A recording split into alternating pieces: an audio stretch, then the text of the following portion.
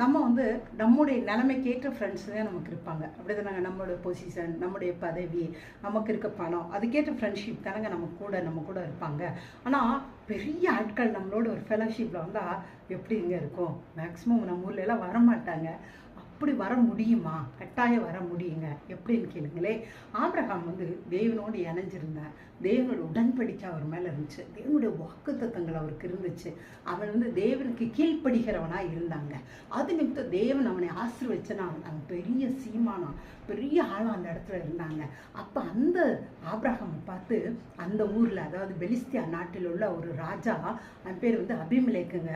அந்த ராஜா அந்த சீமானாகி அந்த ஆபிரகாம் பார்த்து பயந்து அவன் வந்து எது நமக்கு தீங்கு செய்திடக்கூடாது அப்படின்னு நினச்சி ஆபிரகாமோட உடன்படிக்கை பண்ணாங்க. அதாவதுங்க, ராஜாங்கிறது வேற, ஒரு மனுஷங்கிறது வேற. ஆபிரகாம் வந்து நல்ல ஒரு பணக்காராக இருந்தார், அவ்வளோதே. ஆனால் அப்பேற்பட்ட ஒரு ராஜா வந்து இவங்க கூட வந்து உடன்படிக்கை இறங்கி வந்து உடன்படிக்கை பண்ணுறாங்கன்னா அது காரணம் என்னன்னா ஆபிரகாமோட இருந்த தேவன் தாங்க. இன்னைக்கு கடவுள் உங்களோடு கூட இருக்கிறாருங்க.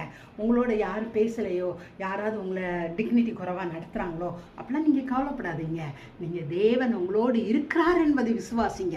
தேவனுடைய வாக்குத்தத்தங்கள் உங்களுக்கு இருக்குதுன்னு சொல்லி விசுவாசிங்க.